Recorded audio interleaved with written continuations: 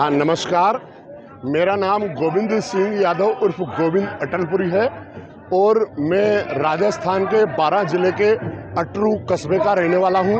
और हमारे आदरणीय नेता श्री राहुल गांधी जी के द्वारा इसके पहले जो भारत जोड़ो यात्रा निकाली गई थी, उसमें मैं महाराष्ट्र के सेगांव से श्रीनगर के लाल चौक तक अपने द्वारा बोलेरो कैंपर पर बनवाए गए विशेष रथ के साथ हमारे नेता के साथ कंधे से कंधा मिलाकर के चला था, कदम से कदम मिलाकर के चला था। तो मैं भारत जोड़ो यात्रा का इंटर स्टेट यात्री हूं और आज भी मैं अपने द्वारा बोलेरो कैंपर पर बनवाए गए विशेष रथ के साथ ही मणिपुर से लगातार हमारे नेता के साथ में कंधे से कंधा मिलाकर, कदम से कदम मिलाकर के चल रहा हूं और आज आपकी धरती अंबिकापुर में हूं। ये जो प्रोग्राम हो रहा है, ये जो आप जनता का अर्थात ये समंदर की तरह जो जनता का समर्थन देख रहे हैं, ये समंदर की तरह जो यहाँ पर आप जनता का इकट्ठा हुआ देख रहे हैं, ये जनता इकट्ठी हुई है हमारे नेता आदरणीय श्री राहुल गांधी जी के द्वारा अन्याय के खिलाफ निकाली जा रही भारत जोड़ो न्याय यात्रा के समर्थन में। मैं आपको यहाँ पर बताना चाहूँगा कि 14 जनवरी 2024 से हमारे नेता आदरणीय श्री राहुल गांधी जी के द्वारा भारत जोड़ो न्याय यात्रा मणिपुर प्रांत से प्रारंभ की गई थी और आज 13 फरवरी 2024 को ये यात्रा रामगढ़ उदयपुर जिला अंबिकापुर से प्रातः प्रारंभ होकर के अंबिकापुर पहुंच चुकी है। और ये जो जनता का जो आप जन सैलाब देख रहे हैं, ये यहाँ पर हमारे नेता आदरणीय श्री राहुल गांधी जी अभी कुछ ही समय बाद यहाँ पर इस जनता को संबोधित करने वाले हैं। मैं यहाँ पर ये बताना चाहूँगा कि ये जो यहाँ पर जो जन सैलाब जो आप देख रहे हैं, ये हमारे नेता आदरणीय श्री राहुल गांधी जी के द्वारा निकाली जा रही भारत जोड़ो न्याय यात्रा के जो उद्देश्य हैं, देश के अंदर आर्थिक, सामाजिक एवं राजनीतिक न्याय, देश के हर वर्ग, हर धर्म, हर समाज के व्यक्ति को समान रूप से मिले, देश के हर समाज के अंतिम पंक्ति में बैठे हुए व्यक्ति को समान रूप से मिले, देश के विद्यार्थियों, देश के मध्यम वर्गीय व्यापारियों, किसानों, महिलाओं और आम जन को समान रूप से न्याय मिले और न्याय मिलने तक ये यात्रा जारी रहेगी। ये इसी का आप जन सैलाब आज यहाँ पर देख रहे हैं और ये जन सैलाब इस बात को प्रमाणित करता है, इस बात को पर मोहर लगाता है कि हमारे नेता आदरणीय श्री राहुल गांधी जी के द्वारा निकाली जा रही भारत जोड़ो न्याय यात्रा के जो परिणाम हैं, वो दूरगामी परिणाम जो है, उनसे आने वाली पीढ़ी निश्चित रूप से अपना सुखमय जीवन जी सकेगी। इस देश के अंदर अमन, चैन, शांति, सद्भावना कायम होगी। जैसे कि मैं आपको बताना चाहूँगा कि जब भी इस देश के अंदर कोई यात्रा निकली है, उस यात्रा के परिणाम निश्चित रूप से निकले हैं। जैसे मैं आपको बताना चाहूँगा कि नमक के ऊपर अंग्रेजों ने टैक्स लगाया था और हमारे महात्मा गांधी जी ने दांडी यात्रा शुरू की थी। आपने देखा नमक की कैसी दुर्दशा हुई, उसकी रेट्स की कैसी दुर्दशा हुई। तो आज देश के अंदर जो महंगाई है, देश के अंदर जो बेरोजगारी है, देश के अंदर जो वैमनता फैली हुई है, इन सब विषयों को लेकर के जो हमारे नेता आदरणीय राहुल गांधी जी इस भारत जोड़ो न्याय यात्रा पर निकले हैं और न्याय का हक मिलने तक ये यात्रा जारी रहेगी। यही इस बात का जन सैलाब और ये समर्थन इस यात्रा की सफलता पर मोहर लगाता है। नमस्कार, धन्यवाद, थैंक यू। जो जवान क्या करते हैं, इसीलिए किसान का बच्चा होने के नाते मैं सरगुजा के एक किसान के बच्चों को कहना चाहता हूँ, एक जवानों को कहना चाहता हूँ, मेरे दोस्त, आत्महत्या करके अपनी जान नहीं गंवानी है, भूख से तड़प करके नहीं मरना है, मौत को गले नहीं लगाना है। अगर इस देश में मरना है तो अपने हक और अधिकार के लिए लड़ करके मरेंगे। इस बात को याद रखना, इस बात को याद रखना कि ये देश जितना मोदी जी के दोस्त का है, उतना ही हमारा भी है। यह देश जितना गृह मंत्री का बेटा जय साहब का है, उतना ही इस देश के किसान के बच्चों का भी है, मजदूर के बच्चों का भी है। इस बात को याद, 7 करोड़ का कर्जा माफ किया जा सकता है। तो हमारे किसानों का भी कर्जा माफ करना पड़ेगा। अगर उनका बेटा बीसीसीआई का सेक्रेटरी बन सकता है तो हमको भी नौकरी देनी पड़ेगी, इस बात को याद रखना। इसलिए मैं आप सब लोगों को यह अपील करने के लिए आया हूँ। यह भारत जोड़ो न्याय यात्रा आपके बीच में आपके हक और अधिकार की रक्षा के लिए आई है। यह भारत जोड़ो न्याय यात्रा भाजपा को हराने के लिए नहीं आई है, इस बात को मैं स्पष्ट कर देना चाहता हूं। भाजपा को हराना हमारा लक्ष्य नहीं है। अरे उसको क्या हराना जो उधार की बैसाखी से चल रहा हो।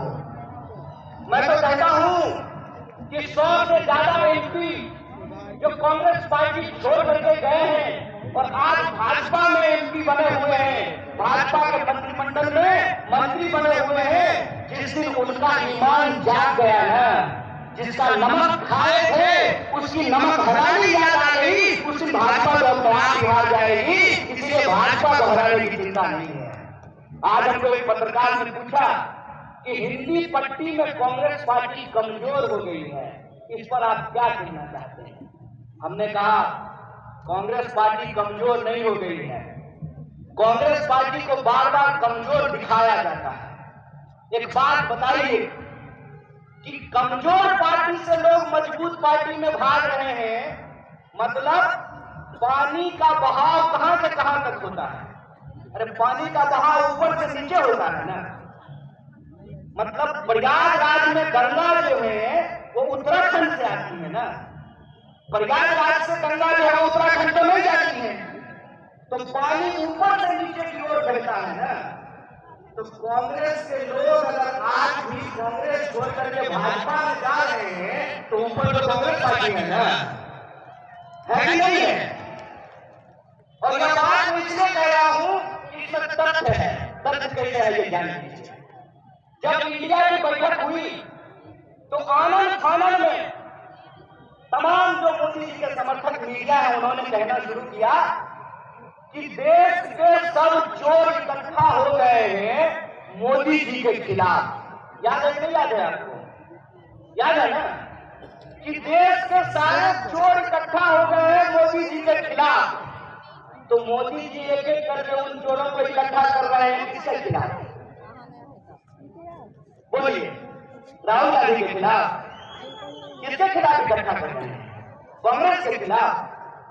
मैं कांग्रेस के कार्यकर्ताओं को यह कहना चाहता हूं, चौक चौराहा पे जब आप बैठते हैं ना तो आपको डेमोरलाइज होने की जरूरत नहीं है। चाय की दुकान पे जब आपकी भाजपाइयों से बहस होती है ना तो आपको डेमोरलाइज होने की जरूरत नहीं है।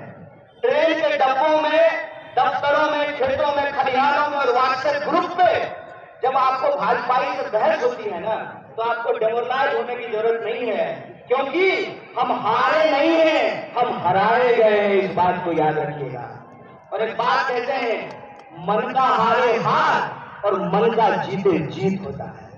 इसीलिए आपको मन से हारने की जरूरत नहीं है। इंडिया गठबंधन जब बना तो एनडीए का पता नहीं था। भाजपा की तरफ से नारा आया, एक अकेला। याद है ना? तो काहे अकेला है मोदी जी? बिहार तो करवे किए थे, मत रहिए अकेला। कौन कहता है अकेला रहने के लिए? नारा याद है ना आपको? एक अकेला। क्या हुआ उस अकेले का? आनंद फानंद में एनडीए की बैठक की गई और इंडिया में जितने पार्टी थे इंडिया में उससे ज्यादा पार्टी एनडीए में बुलाया गया। काहे भाई? जिस नीतीश कुमार को गद्दार कह रहे थे, जिस नीतीश कुमार के बारे में जय साहब के पिताजी कह रहे थे कि बिहार की जनता को मैं कहना चाहता हूं, नीतीश कुमार के लिए सारे दरवाजे बंद हैं, सारा दरवाजा बंद कर लिए। तो अमित शाह जी कौन झरोखा से नीतीश कुमार जी आपके बेडरूम में आ गए? जरा हमको बताइए तो, कौन झरोखा से आ गए? यह बात मैं आपसे इसलिए साझा कर रहा हूं कि हमारे दिमाग में यह दिखाने की कोशिश की जाती है कि हम हार गए हैं। सरगुजा के निवासियों, सरगुजा के वासियों, आपके बारे में यह कहा गया कि कांग्रेस पार्टी सरगुजा से खत्म हो गई, तो आप हाथ उठा करके बताइए कि कांग्रेस जिंदा है कि नहीं है?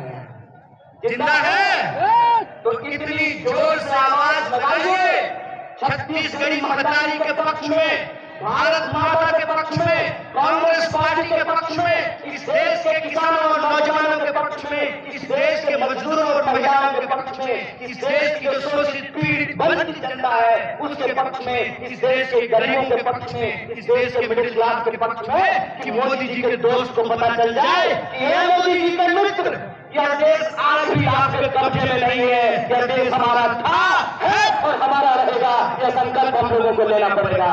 बोलिए, न्याय की इस लड़ाई में आप कांग्रेस के निडर, ईमानदार न्याय योद्धा बन करके संघर्ष करने के लिए तैयार है कि नहीं है?